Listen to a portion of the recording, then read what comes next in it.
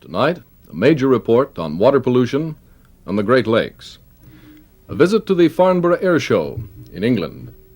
And Burlington, its music man and its sound of music. Good evening, I'm Bill Lawrence, and the program is called This Saturday. Water. What does it mean to you? To the ancient philosophers, water was one of the four chemical elements from which all other materials were formed. To modern man, water means many things. In fact, it would be hard to conceive of any industrial, commercial, or recreational process that does not involve water in one of its three forms. Water covers 3/4 of the world's surface and makes up a large part of many common organic materials. The human body is about 70% water. Water that occurs in a natural state is never entirely pure. It contains gases dissolved from the air or minerals from rocks. This is a view of water that most people have never had a chance to see. This is a sample of water taken from Lake Ontario, viewed through a microscope. The organisms seen here are two types of plankton, tiny bits of animal and vegetable matter that are eaten by fish. When the plankton becomes extra thick because of nitrates, phosphates, and mineral salts in the lake, the oxygen normally used by fish is taken by the vegetable plankton, the familiar algae seen on many lakes and ponds. Pollution causes plankton to grow enormously, and several of the Great Lakes are already badly contaminated with pollutants. But the fight to control water pollution has already started. Man's ingenuity challenges man's stupidity. In just a moment. Almost everyone who lives in southern Ontario is aware of the fresh water resources that are being wasted because of pollution. Much of the problem is man-made and heightened by the large number of people living around the Great Lakes Basin. Almost half of Canada's industrial production comes from this area, and 1 out of 3 Canadians lives in the Great Lakes St. Lawrence Basin.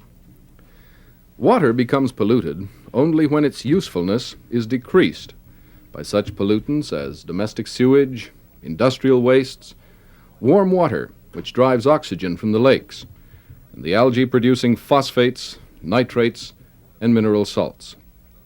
Water pollution has likely caused more deaths than all the wars in history, and because of this, the federal government has declared war on water pollution. A large part of the battle is being fought on the Great Lakes, where the enemy has already gained a very strong foothold.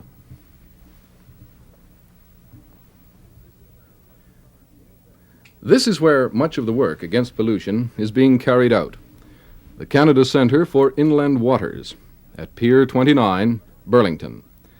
The center's director, Jim Bruce, explained that several federal agencies are involved in this program. We have a rather unique venture here in which we have 3 federal departments: Energy, Mines and Resources, which is coordinating the program, National Health and Welfare, and the Fisheries Research Board. The 3 main agencies concerned with pollution problems in the federal government are cooperating in development of the center. We also have another unique feature in that the university community has been very deeply involved in the planning of the center's program and in carrying out parts of the program in cooperative research activities. The battle against water pollution involves more than just one level of government. Federal, provincial, and municipal governments must take part, as well as the private sectors of society. In the Great Lakes, the battle becomes an international one, with the United States taking part. It is because the problem is so huge that one level of government, or one government department alone, could not handle it. Well, it would be rather incomplete, or else we would have to duplicate activities in various departments. The breakdown of the work is that in Energy, Mines and Resources we have competence in the geological and the physical and the chemical fields. In National Health and Welfare we have competence in the bacteriological and the health aspects of pollution problems. In Fisheries Research Board we have competence in the biological aspects of pollution problems. And what we're trying to do is put this competence all together in one unit and really make it work. The overall aim of the program is to provide accurate information about pollution to the various bodies that are responsible for managing Canada's water resources. Mr. Bruce explained what water management involves, and that it involves more than just the problem of pollution. Well, water pollution is a very serious problem in some parts of Canada. In other parts of Canada, it isn't such a serious problem where population pressures are lower. In these other parts of the country where population pressures are low, other aspects of water problems, like water quantities, are more important than water quality. But certainly the pollution problem is a very serious one in southern Ontario, in British Columbia, and in other parts of Canada. And it's not so serious a problem that we can't solve it. However, if we're going to solve it by presently known methods, it's going to take a great deal of money. One of our objectives is to try to find cheaper, more efficient ways of working with nature to solve this problem. During the summer, much of the research work was done in Lake Ontario. The Martin Carlson has been commissioned for a 3-year period and turned into a floating laboratory for work on the Great Lakes. This is only one of a fleet of ships working out of the center. The Carlson makes monitoring cruises to obtain samples for the scientists to analyze both on board and in the labs at the center. The physical limnology section of the center is studying the lake environment using such devices as these current meters. The meters are lowered into the lake, where they tape record data on currents and temperature. Dr. H.S. Weiler, an oceanographer, explained the usefulness of these meters. Now, the equipment is used to measure currents in the lakes, the current speed and the direction, and also on one of the information channels you also have water temperature. Now, the reason we do this is we wish to monitor or measure lake currents because we're interested in not only what sort of chemicals exist in the lake, but also where they go. The idea being that we would be able to, after a while, predict in the same sort of fashion that a weatherman predicts weather. We would like to be able to predict the water motions where they go. So, in case there are any sort of studies desired or any information needed as to why certain chemical levels are such in certain areas, we need this information as to how these chemicals move, and also this sort of idea and information as to the sources of these chemicals. The current meters are carefully lowered to the required depth by the crew of the Carlson. The meters are scattered throughout the lake, and despite the amount of shipping and pleasure boating that goes on, very few of the meters have been lost or destroyed. Up until now, Dr. Weiler explained, the physical limnology section has concentrated its research in very limited areas. We have usually done it this way, that we put quite a lot of meters in one lake rather than in many lakes at once, since the lakes are so large and you want to get good coverage. Now, we normally employ somewhere between about 30 to 40 meters at one time. Like all the other sections, the Physical Limnology Department performs much of its work at the center. The department is concerned with the relation of the entire lake environment to the weather conditions surrounding it, especially the effects of wind and of temperature change. Now, this is quite a complex and complicated situation where you have many elements which interact together and which have to be, in effect, sorted out before one can get a reasonably accurate picture of what is going on. Once this sort of picture has been obtained, then one can start making intelligent decisions of exactly how one should handle this type of resource and what sort of recommendations should be made. Now, looking here in front of me is a large mock-up of pictures made with an infrared camera. This shows the temperature distribution in the lake, in the western end of the lake, with Toronto and Hamilton, and here is the Niagara River. Just a few details as to show what we're really studying is that the Niagara River outflow comes here, and yet you see this strange balloon type structure.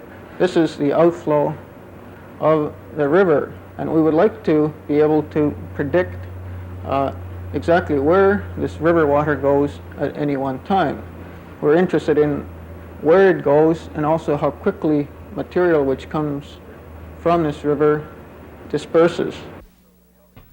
The head of the Limnogeology Department, Dr. Peter Sly, has been involved in work near the mouth of the Niagara River this summer. Limnogeology means simply freshwater geology, and Dr. Sly has been examining the geological makeup of the lake bottom.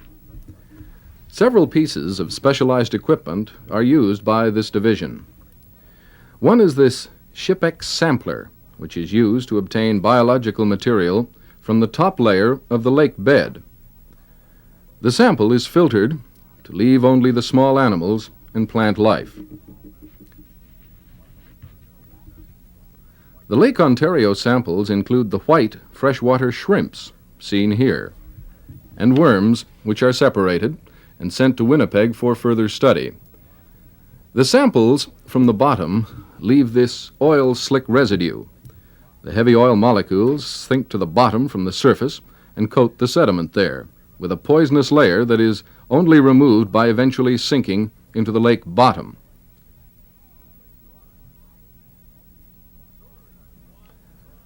Sonar equipment is also used by this department to obtain acoustical graphs of the bottom.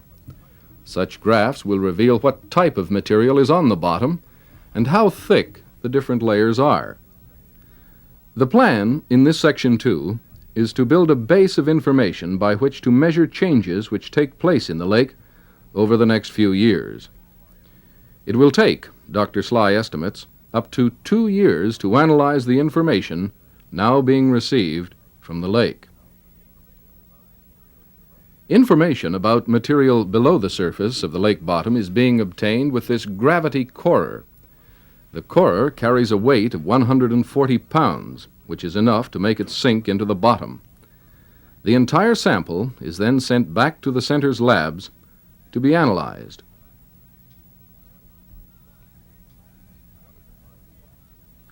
Another device that is used in sampling is an underwater camera. Actually, the camera is of little use in Lake Ontario because the water is so murky. The equipment was tested in the clearer waters of Georgian Bay to make sure it was working properly before it was used in Lake Ontario. The water in Georgian Bay also provides a good comparison to the polluted water in the lower Great Lakes. All this preliminary work is very important, Dr. Sly feels, in establishing the causes and rates of change in the lake. Without these hard facts, it will be very difficult to create new laws to control water pollution. We'll continue in just a moment. Much of the equipment used in making tests of the lake water is developed in the engineering systems branch of the center. For instance, the frame for the underwater camera was designed in the center. The head of the engineering systems section is Deke Jones, and he explained the 2 main functions of his department. One is to take the concepts of the other scientists and convert them into instrumentation equipment. In other words, electronic equipment which will help the scientists better carry out their programs. The other is to carry in-house research and development programs which will get us into a position that in the future we'll be able to aid the other scientists in doing a better job in their research programs. There are some problems with standard equipment that are created simply because the research is being done on the Great Lakes and not out in the ocean. Well, particularly from the engineering point of view, we have found that a lot of the equipment which is available for oceanographic work is large, heavy, and massive because it has to withstand the depths and the great pressures. And these are not really suitable for the lakes where we're working in relatively shallow water and low current speeds and not such great pressures. And therefore the equipment which is available on the market is not suitable immediately for use in the Great Lakes. Therefore we have to carry out basic design and/or modifications. The Martin Carlson is one of the largest pieces of equipment that was designed primarily for use in the ocean. The Carlson is a Swedish ship that has sailed the waters near Europe and the Antarctic on scientific expeditions and has been used to hunt seals. On this cruise, the Carlson had no problems with weather. Chief of Operations Harry McLeod recalled, though, that the ship was caught in a fierce squall on Lake Erie early this July. It was time during the tornado warnings were out in the American, especially in Pennsylvania and Ohio. We were very close to Cleveland at the time, and we did get caught in that very heavy thunder squalls they were that lasted for about 15 minutes, where the visibility went to zero and heavy rain, and the radar screen was completely covered with weather. We couldn't see any targets on it, but peak winds for a few seconds got up to 90 miles an hour, then fell off to about 50. This didn't bother this type of boat at all. We kept operating, doing our stations. The most spectacular thing maybe about it was the lightning. It's different from what I've ever seen before. Bars running across the sky in a series of them. You could see up to maybe a dozen of these bars at a time from cloud to cloud, which you normally see from cloud to ground, which was quite different. When the lake is as calm as it was on this cruise, the gathering of water samples is an easy job. The samples are obtained from predetermined depths in bottles that automatically close when a signal is sent down the line.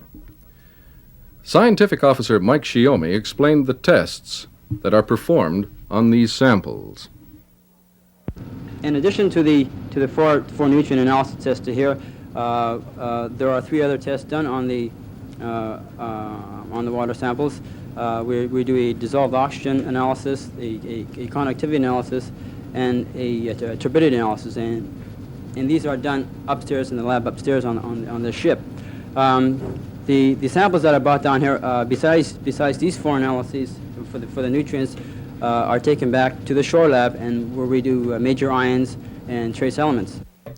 The test for trace elements, small quantities of metals or other elements, is made relatively easy with the equipment available in the center's laboratory. The color of the flame determines the element present in the water sample. The program to obtain the samples covers the entire lake, but the west end is of very particular interest. The monitor cruise that we are on right now and takes about 60 stations on Lake Ontario. These are spread out in a fairly even pattern, so we get a relatively good picture of the whole lake. My little program that I'm working on myself, which is doing a little bit more detailed analysis of the nutrients, is concentrating on the western end, because this is where you have Toronto, Hamilton, and the Niagara River outfall. The equipment in the ship's lab will be put to use over the entire winter.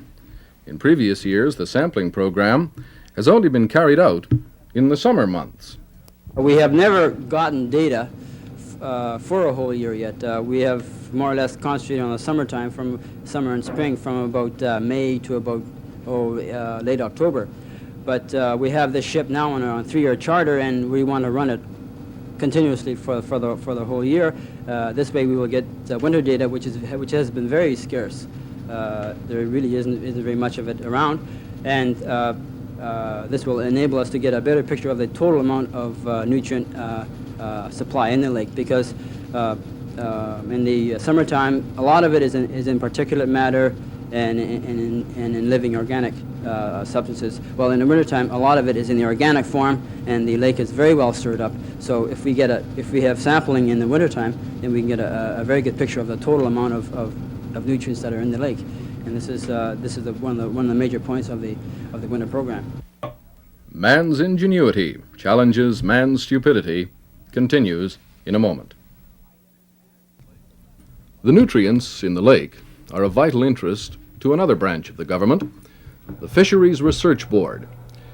The headquarters for the board is Winnipeg, and the work being done at the Canada Centre for Inland Waters is only a portion of the board's three-part program.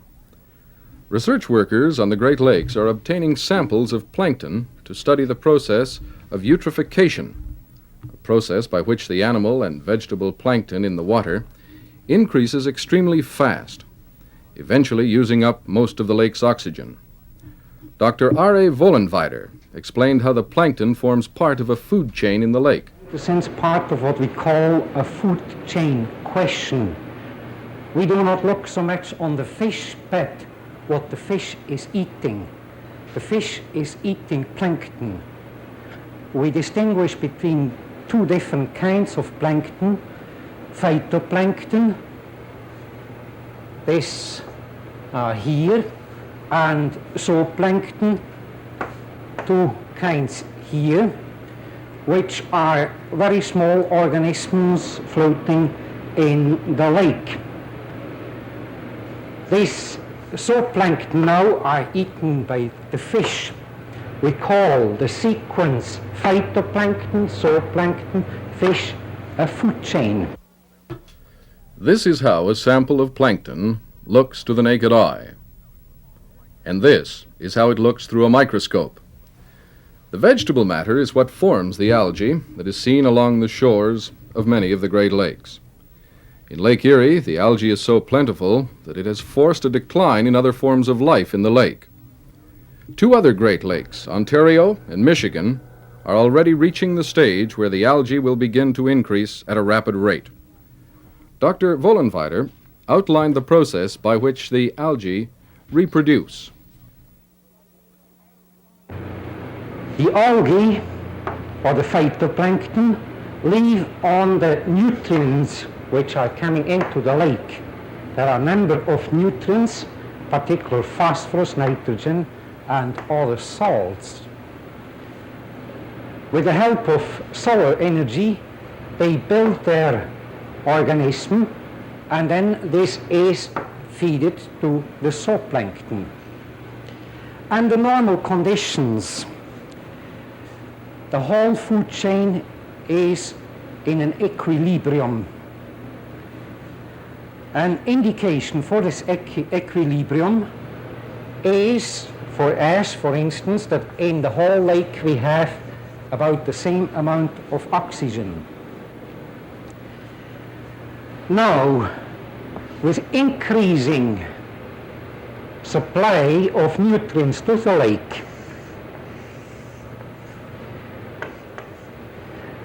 we will note that first the quantity of phytoplankton is increasing, although the quantity of zooplankton may increase, and even the fish may increase in size and in catch. During the first phase, eutrophication seems to be beneficial. But if it's going later, then we will find that oxygen is produced, much oxygen is produced here, particularly during summertime, when we have here up warm water,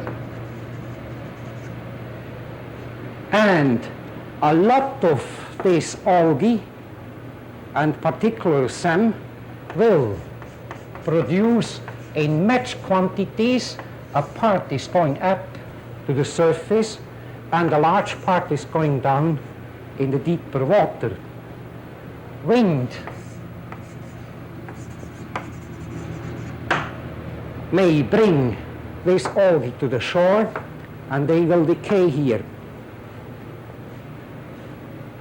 As important is already the aspect that when the algae are down in the deeper part of the lake, they will use a lot of oxygen, and oxygen will go to zero. Now, from this point on, the increase here, the change at this point is no longer linear, but we notice a drastic change. we call lakes in this part oligotrophic lakes, and lakes which have come to this side here eutrophic lakes.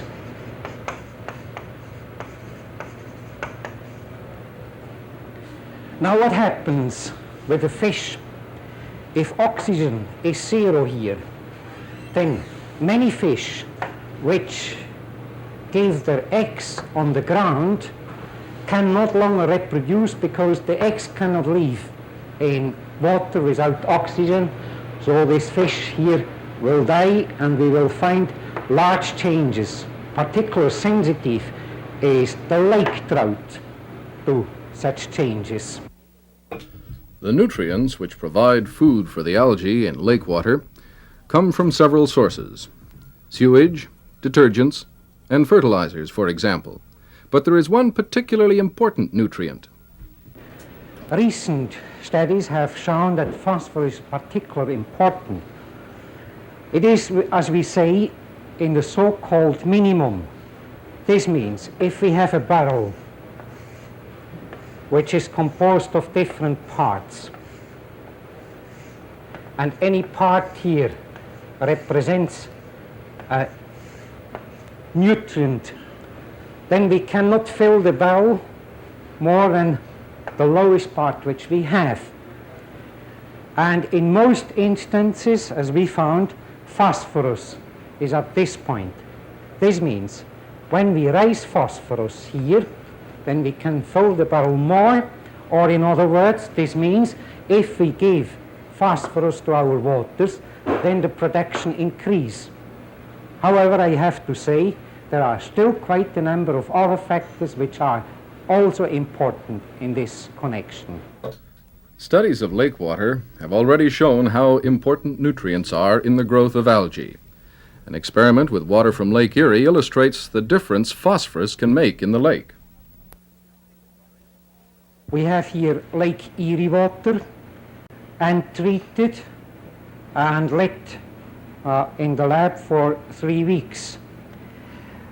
And then we have water to which we have given raw sewage and treated sewage, and finally sewage from which the phosphorus has been removed.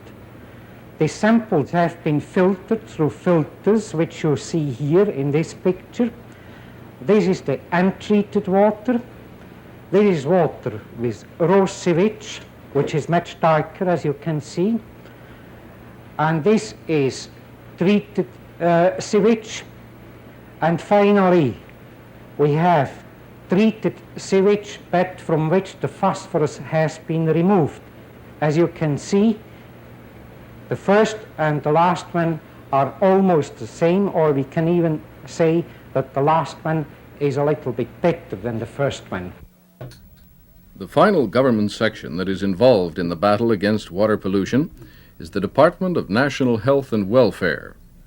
Dr. Charles Fisher explained that his department is concerned about detecting organisms that could be harmful to human health. Yes, we have a number of microbiologists aboard ships that are attached to the center here, and they are specifically looking for a group of organisms known as coliform organisms. These coliform organisms are universally accepted as pollution indicator organisms, and there is a subgroup among the coliform group that usually resides in human intestines, and when it is found in water supplies, why it is assumed that there might very well be pathogenic organisms accompanying them. So we look for coliform organisms simply as an indicator of possible the presence of pathogenic organisms. The Department of Health and Welfare is working now to establish base levels of concentration, because there is an acceptable upper limit to the concentration of some organisms. Coliform organisms, as I mentioned, some of them are normally found in human intestines, but there are several subgroups to the coliform group. Now, some of these subgroups can grow on in plant material, and when there is a rainfall and a subsequent runoff, why we very often get high or increased coliform counts in our rivers, streams, lakes, and water supplies. This is nothing to really be concerned about, because if the coliform organisms that we are detecting are in fact from the plant material, why they are non-pathogenic and harmless to humans. Like the other research being done at the center, the work of the Health and Welfare Department is necessary to determine how conditions will change in the Great Lakes over a period of the next few years. One of the reasons for that we are determining the concentration of coliform organisms throughout the lake is so that in the future we will be able to detect changes in concentration. Now, this will be extremely useful, because if concentrations are increasing, why it indicates that no doubt pollutional loads are also increasing, and we should be concerned, and this would indicate a need to correct some waste treatment problem. But if, conversely, if concentrations are decreasing, why this may indicate that that any treatment processes that we have may be effective. Work on the permanent building has already started on Pier 29, and there will be provision for university personnel in these new facilities. In the planning process, plans have been made to provide for about 70 scientific staff from the university community. This has been arranged through the university community organization. This organization is involved, along with several government departments, in the planning of this Canada Centre. And we hope in the future that these university people will be very much involved with the research work that is going on here, and we hope that the scientists from the government will be participating with scientists from the university and cooperating in any way possible to advance our knowledge in the area of water pollution research. This is a model of the permanent Canada Centre for Inland Waters. Director Jim Bruce outlined the construction program that will make this centre a reality. Well, the permanent building will be completed in stages. The government only gives us so much money a year, and the first phase of the building program will be completed in the summer, early fall of 1970, next year. Then subsequent phases will be completed in 71 and in 72, and by that time our complete building program will be finished.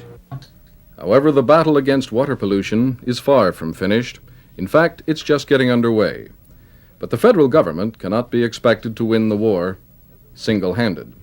Everyone must cooperate to help defeat the monster we ourselves have created, as man's ingenuity challenges man's stupidity.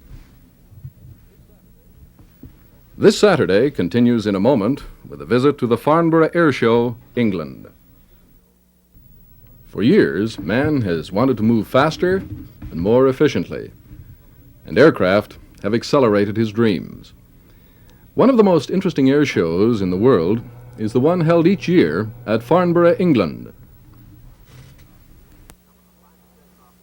Some of the finest aircraft in the world took to the skies for the 26th display and exhibition of the Society of British Aerospace Companies.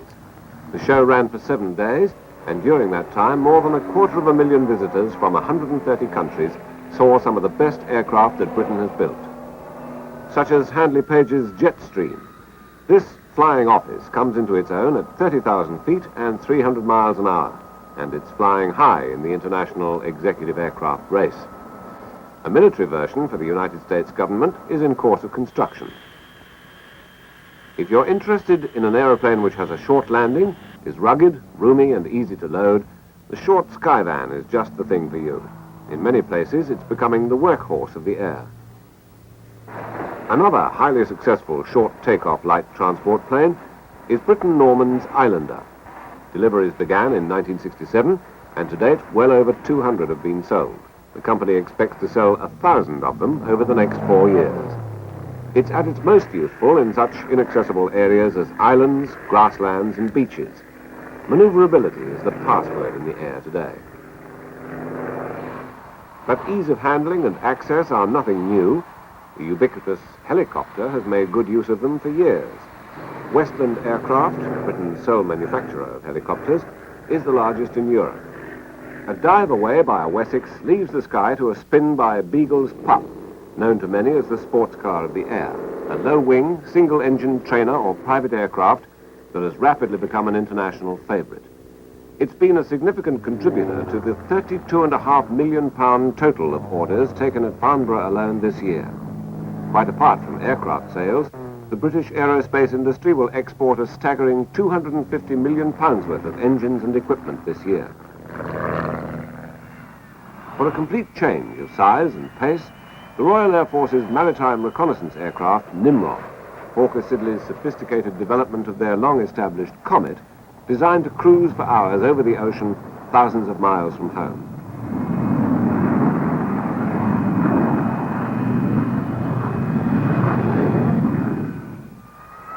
Also from the Hawker Siddeley stable, and the ultimate in vertical takeoff, the remarkable Harrier military strike aircraft, which will shortly be going into service with the Royal Air Force.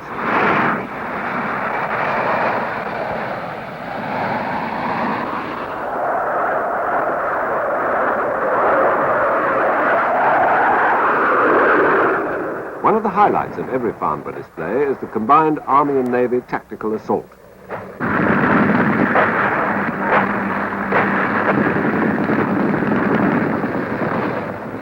The aim is to capture and destroy an enemy rocket site.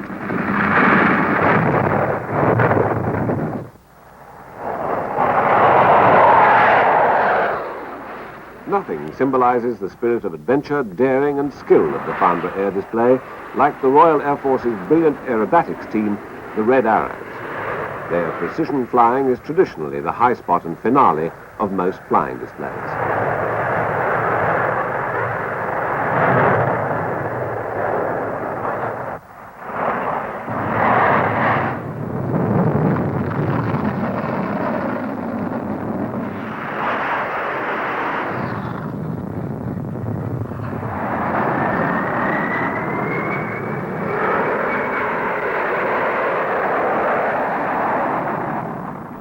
In a moment, the sound of music for everyone.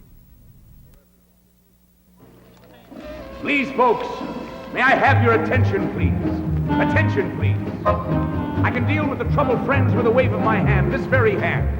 Please observe me, if you will. I'm Professor Harold Hill, and I'm here to organize a River City Boys Band. Oh, think, my friends, how can any pool table ever hope to compete with a gold trombone? Do you remember the music man that brought a boys' band to River City? Well, the town of Burlington is more than just a boys' band. It has a symphony orchestra, a concert band, a drum and bugle corps, and a teen tour band. Burlington is sponsoring a complete music program for the town residents, and the aim of the program is to make Burlington the music capital of Canada. And the town is well on the way to fulfilling its ambition.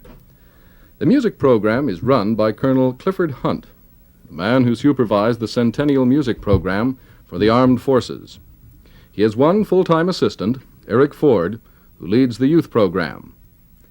The symphony and the concert band entertain the residents of Burlington at the Band Shell in Central Park during the summer.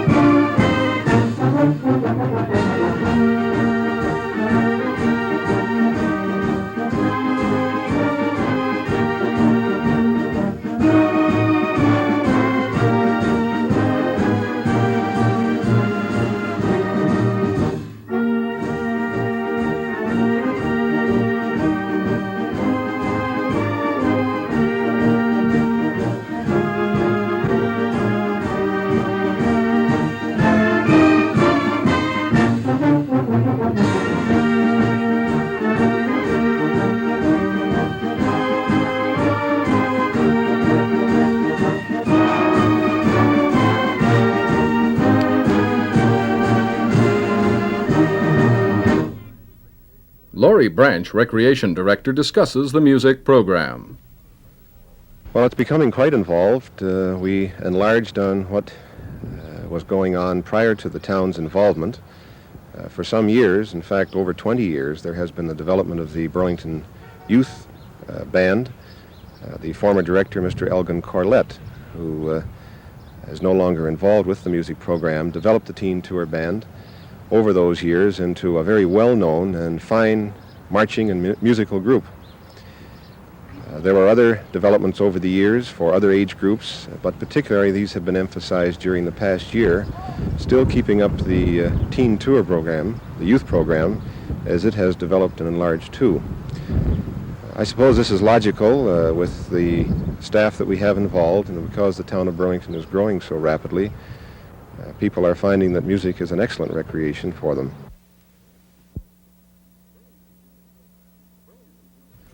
The Burlington Music Program is unique in Canada, for the municipality sponsors so much of the activity. The band shell and the music room have been recent additions to the Recreation Department and provide the proper surroundings for these aspiring musicians. Perhaps the Teen Tour Band is the best known. The band has been on a couple of tours down to southwestern Ontario, Windsor, Chatham, into Detroit. They were actually gone a whole week on that tour. And then they swung north towards the latter part of July to Gravenhurst, North Bay, Sudbury, Sault Ste. Marie for a whole week's trip. In most cases, the sponsoring bodies in the cities where they visit cover at least part of the cost, if not the total cost of the band being there. We have some money in the budget to assist, and then the participants themselves, the band members, they contribute too for the cost. They pack sleeping bags and sleep in school gyms or wherever possible, and they have a great time in the touring. The Burlington International Games, July the 26th, was an opportunity for the Burlington Teen Tour Band to take part in Burlington, Vermont. One of the most exciting and famous parades in North America is the Rose Bowl Parade in Pasadena, California. And Burlington's Teen Tour Band will be there next January 1st, the only Canadian band to appear in the parade.